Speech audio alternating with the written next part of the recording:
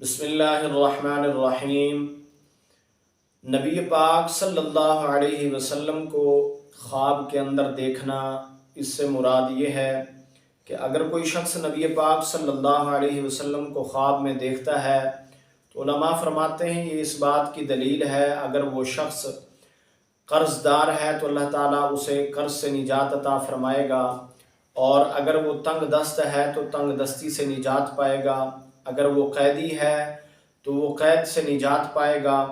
اگر اس پر قحط اور تنگ دستی ہے تو وہ قحط سالی سے اور وہ تنگ دستی سے نجات پا کر اللہ تعالیٰ اسے مالدار اور درویشی عطا فرمائے گا، اور دنیا اور آخرت کے اندر سرخرو ہوگا اور راحت اور سکون کی زندگی اسے نصیب ہوگی، کیونکہ اللہ کے نبی صلی اللہ علیہ وسلم نے ارشاد فرمایا۔ سیدنا ابو ہریرہ رضی اللہ تعالی عنہ اس روایت کے راوی ہیں، فرماتے ہیں نبی پاک صلی اللہ علیہ وسلم نے مجھے ارشاد فرمایا جس شخص نے مجھے خواب میں دیکھا گویا اس نے درست دیکھا، یعنی حقیقت میں اس نے مجھے ہی دیکھا،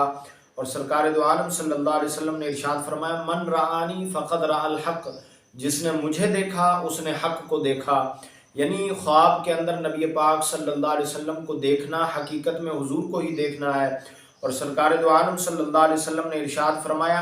شیطان میری صورت نہیں اختیار کر سکتا، اور جو کوئی مجھے خواب میں دیکھے گا اس سے غم اور وہ مصائب کو دور کر دیا جائے گا، اور فرمایا اس بات پر تعجب نہ کرو کہ میری زیارت کی تعویل وہ زیادہ تر سعادت اور آخرت ہے، یعنی جس شخص نے میری زیارت کی اس کے لیے سعادت مندی ہے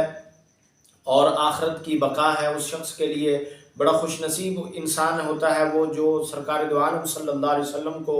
خواب کے اندر وہ دیکھتا ہے، حضور کی زیارت نصیب ہوتی ہے جس شخص کو۔ اور حضرت امام جعفر صادق رضی اللہ تعالی عنہ فرماتے ہیں انبیاء علیہ السلام کو خواب میں دیکھنا 10 وجوہ پر ہوتا ہے، 10 وجہ پر وہ ہوتا ہے کہ انبیاء علیہ السلام کو دیکھنا۔ فرمایا سب سے پہلے رحمت خداوندی اس شخص پر ہوتی ہے جو انبیاء علیہ السلام کو خواب میں دیکھتا ہے، پھر فرمایا دوسری یہ کہ اس پر اللہ تعالیٰ کی طرف سے انعام و اکرام ہوتا ہے، تیسرا یہ کہ اس شخص کو عزت نصیب ہوتی ہے، اور فرمایا چوتھا یہ کہ اسے بزرگی نصیب ہوتی ہے، پانچویں یہ کہ اسے دولت نصیب ہوتی ہے، چھٹی یہ کہ لوگوں کے سامنے وہ بڑا بلند اور شہرت نصیب ہوتی ہے، اس شخص کو شہرت ملتی ہے، اور ساتواں یہ کہ اسے سعادت مندی ہوتی ہے، آٹھواں یہ کہ اسے بہت بڑی جماعت کا سربراہ بنایا جاتا ہے، 10واں یہ کہ اللہ تعالیٰ اسے قوت عطا فرماتا ہے۔ اور امام جعفر صادق رضی اللہ تعالیٰ عنہ فرماتے ہیں دونوں جہانوں کی خیر اس شخص کو نصیب ہوتی ہے جو انبیاء علیہ السلام کو خواب میں دیکھتا ہے۔ یہ امام جعفر صادق رضی اللہ تعالیٰ عنہ فرما رہے ہیں کہ انبیاء علیہ السلام کو دیکھنا اس شخص پر وہ 10 وجہ سے ہوتا ہے جو حضور انبیاء علیہ السلام کو خواب میں دیکھتا ہے۔ آپ اندازہ کریں یہ وہ شخصیت ہیں جو اہل بیت اطہار میں سے ہیں، اور حضرت مولا علی شیر خدا رضی اللہ تعالیٰ عنہ اور نبی پاک صلی اللہ علیہ وسلم کی وہ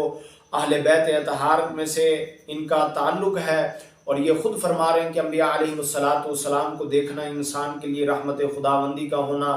نعمت کا نزول ہونا، اور وہ دیگر اللہ تعالیٰ کی طرف سے انعام و اکرام ہونا، خوش نصیبی ہوتی ہے اس انسان کے لیے جو انبیاء علیہ السلام کی زیارت کرتا ہے خواب کے اندر۔ اللہ تعالیٰ ہم سب کو نبی علیہ السلام کی زیارت نصیب فرمائے، اور اللہ تعالیٰ ہم سب کو دنیا اور آخرت میں